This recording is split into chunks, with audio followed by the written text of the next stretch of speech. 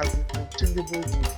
In 1984, a coup attempt robbed Yaoundé, the country's capital. Biya's crushed it.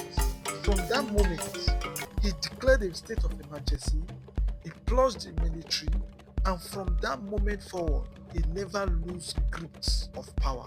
The constitution was rewritten to suit one man and one man's purpose alone.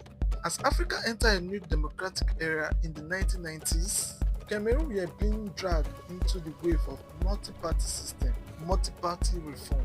Opposition parties were allowed, however, the system were always rigged.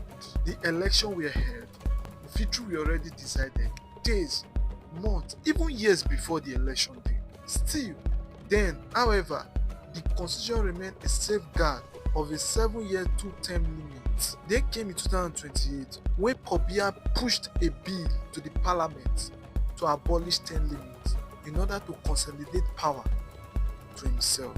The parliament approved the bill. Protests erupt, massive anger and loud rejection. From Buwala to Bamenda, students, teachers, workers took to the street.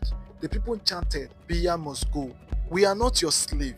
No to lifetime presidency, but Biya didn't finish. Instead, he sent the military. He responded with tear gas, live bullets, and massive crackdown. The crackdown was swift and deadly. Over 100 people were killed, 100 were arrested, tortured, and silent. In the end, the constitution was changed. Biya stayed again, and again. Even more deadlier was the building war within the very soul of Cameroon. You see, Cameroon is noted to be two countries in one.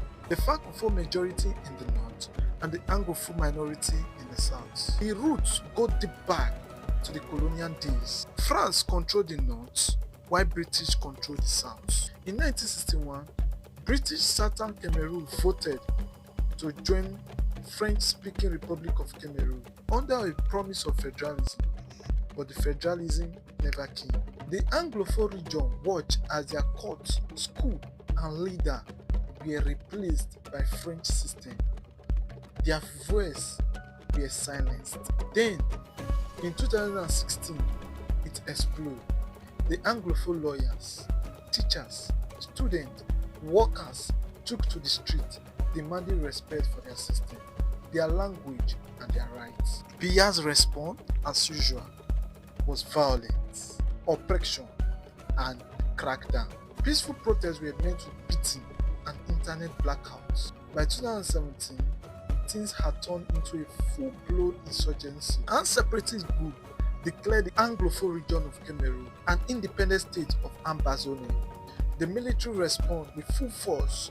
Villages were burned down, schools were shut down, civilians were caught in the middle, over 6,000 lives lost, more than 750,000 people displaced. A war that many outside the country didn't even know it was happening. And still, Paul Biya said nothing. Biya has not ruled the nation alone. Behind him is a vast network of corrupt businessmen, loyal military generals, a parliament that rubber stamps its every move, ministers that are under his control, and a system of patronage that reward loyalty and crush dissent. His party, the Cameroon People's Democratic Movement, CPDM, has held power since the one-party days. Election are staged. Opposition figures like Maurice Kante are jailed. Social media platforms are often shut down during election. And Paul Biya himself spent time in Switzerland than in Cameroon, governing from luxury hotel while his people suffer. But something new is happening in 2025. The resistance is not just coming from the streets, it's coming from the inside palace. People who once helped Biya's rule. For the first time in decades, men who stood by Paul Biya's side have turned against him. These are not just ordinary politicians, these are men who once helped him rule, who once defended his decision, his repression, and his silence.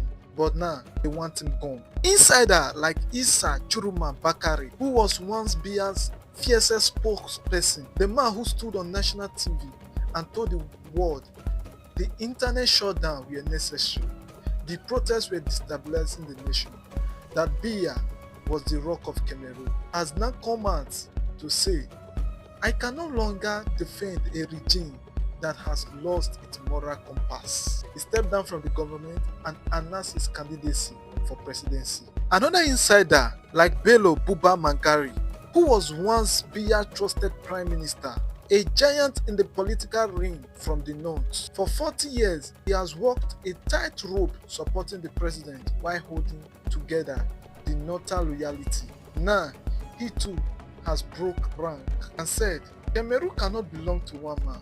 It's time for generation change. Even insider like Akremuna, Joshua, Eric, Libby are beginning to feel the pain. The 2025 election may very well be a turning point, or it may be a déjà vu, just like before. The opposition is divided. The Electoral Commission is compromised. The security force are only loyal to one man and one regime. And Paul Biya is betting on one thing, that the people are too afraid to try, too divided to rise. But something is shifting. Young people of younger generation and Biya's old generation are rising up. The diaspora are speaking.